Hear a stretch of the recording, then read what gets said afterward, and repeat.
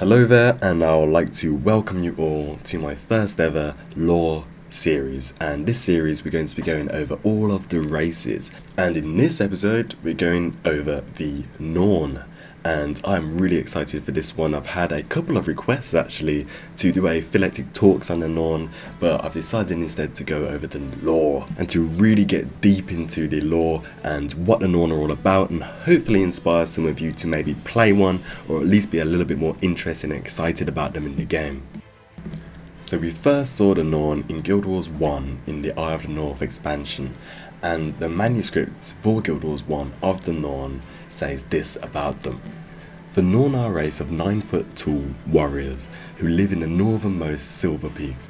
They revel in harsh climates, leading dangerous lives among savage beasts.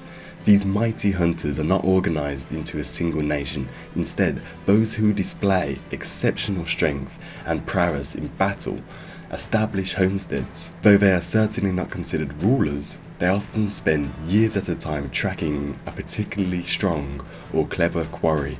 They never give up at a battle, they never give up on a pursuit, and they never give up on a friend. The Norn are a tall and proud race. You would not see them in big groups or big armies. They are very highly independent, and they are very fighter-centric society, holding strength and combat above everything else. You would rarely see a lot of Norn grouped together, but at a Herstead and at Gunnar's Hold currently, the Norn gather together and do great hunts, they have festivals, and they do still socialise as a group, as a one, as a unit. But individually, they are very proud of each other. Each of them want their tale to be told throughout the history. And the biggest Norn settlement of all is named after Gunnar Poundfist, and this settlement is named Gunnar's Hold. Now, I feel Gunnar's Hold really plays a key part in the Norn lore, especially from Guild Wars 1. Now, Gunnar was a noble smith, and a smith is a profession that the Norn has great respect for, as you could imagine, being sort of a northern spirit and having a smith is quite a hard job. It requires a lot of strength. And believe it or not, with the respect of even just being a smith and the person he is, Gunnar Poundfist's claim on Gunnar's Hold has stood for a long time. Most than many Norn are used to, and many Norn are also wary of him losing his goodwill, and the faith in the Norn is sort of slipping from Gunnar's Hold. So you can imagine Gunnar's Hold became quite a famous place to go in the Norn community, and Gunnar's name was one of these names that the Norn are all aspiring to have. It's one that goes down in history, and from what happens to Gunnar's Hold, this name would definitely go down in history.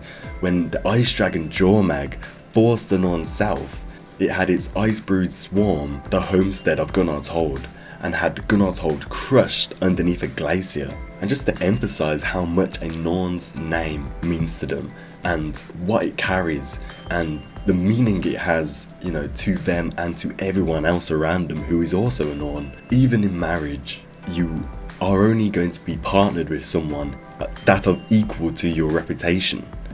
And that even in the wedding, someone must speak on behalf of you two to show your worth for each other. So someone would come up and tell your tale and tell your bride's tale, and you two say you've slayed many beasts, you've won the wild hunt many times. You two are a perfect match for each other in the Norn's eyes. If you are bold enough, your legend will live forever.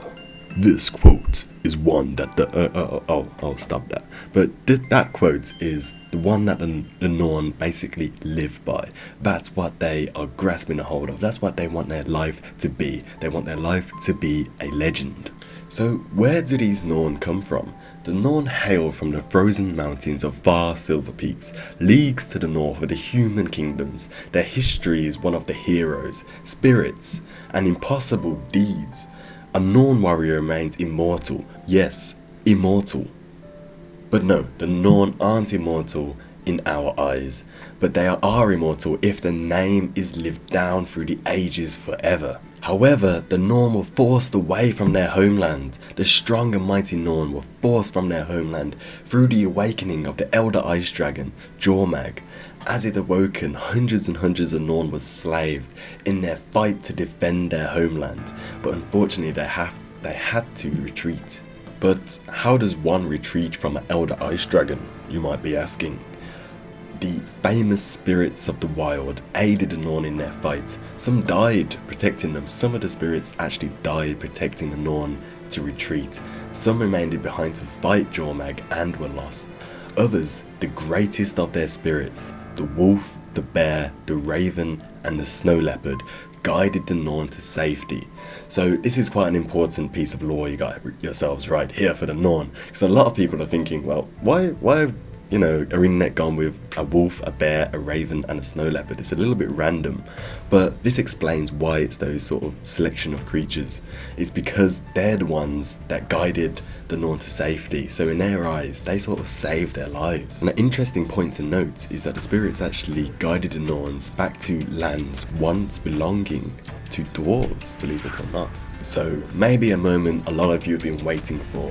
What are the spirits and why are the spirits involved with the Norn? Prepare yourselves because I'm about to list all of the Norn spirits one by one. The bear spirit. This spirit is the most favoured and strongest of the Norn. She offers the Norn power in their hunts, grants them the bear form. The spirit represents strength, resolve and pride of the power of the Norn.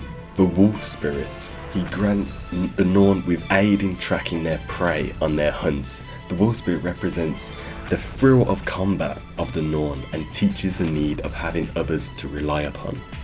The raven spirit. The raven spirit represents knowledge, cunning and trickery. This is also the spirit that is associated with the underworld, hence trickery.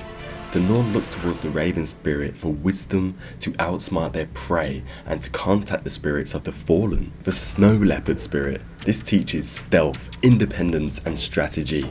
It is one of the lesser spirits. The owl spirit.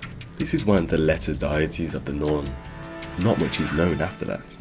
The worm and the ox and the eagle spirit is also not really that known about, and they're not really looked upon that much. The ox spirit is also known as the Dolak spirit. There are also hostile spirits, spirits of the mountains, seasons, fire and darkness. They are only known as hostile spirits within the Norn belief. Some of these are malicious as well as hostile. They are described to be as non-sentient challenges for the Norn to overcome.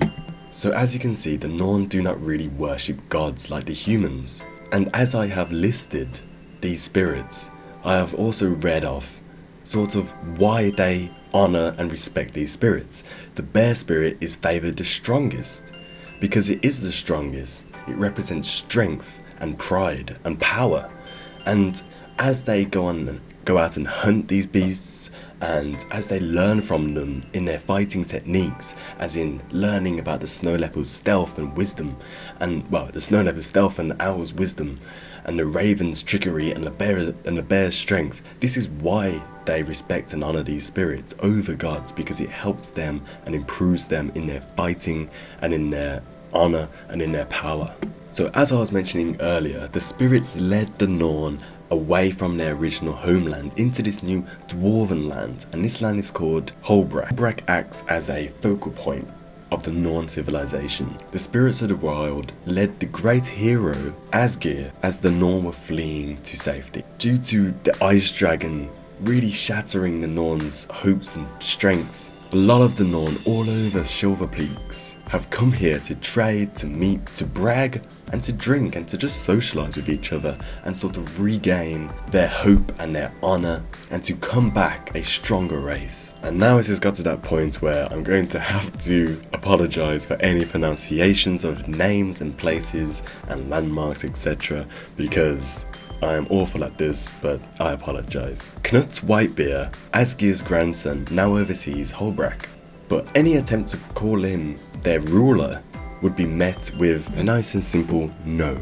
Knut's title is Master of the Lodge. He keeps Holbrook safe, and his father and his grandfather did before him. He tests the young and celebrates their achievements with great pride. The Wolfborn, led by his two sons, keep peace among the brawling and argumentative people, which is a big job considering these are 9-foot tall Norn henchmen.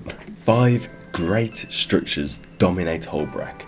The Great Lodge, one of these structures, is Knut's domain. In its high galleries and vast balconies, one can find the greatest heroes of the Norn. And an interesting point to note is that each of these structures represent their spirits. The wolf, the bear, the raven and the snow leopard. So it'll be an interesting thing to take a look at if you're running around Holbrook in the game, just to take a look at the different buildings and how it's been structured around each of these spirit. And I think to round up this video, I'm going to talk about the power of the Norn, what we're going to be expecting from the Norn in Guild Wars 2. And just to round it off even better, because I'm feeling good about this first lore video, I'm going to do it in my epic voice.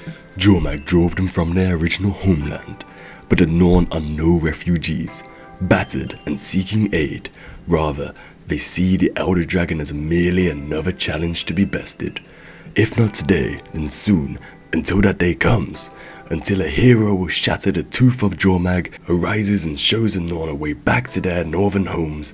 The Norn will live each day as if it was their last. The living world is a wondrous place for them, filled with challenges, struggles, and the potential for great stories. Thanks ever so much for watching, guys. I really hope you enjoyed this one, and I will see you all next time.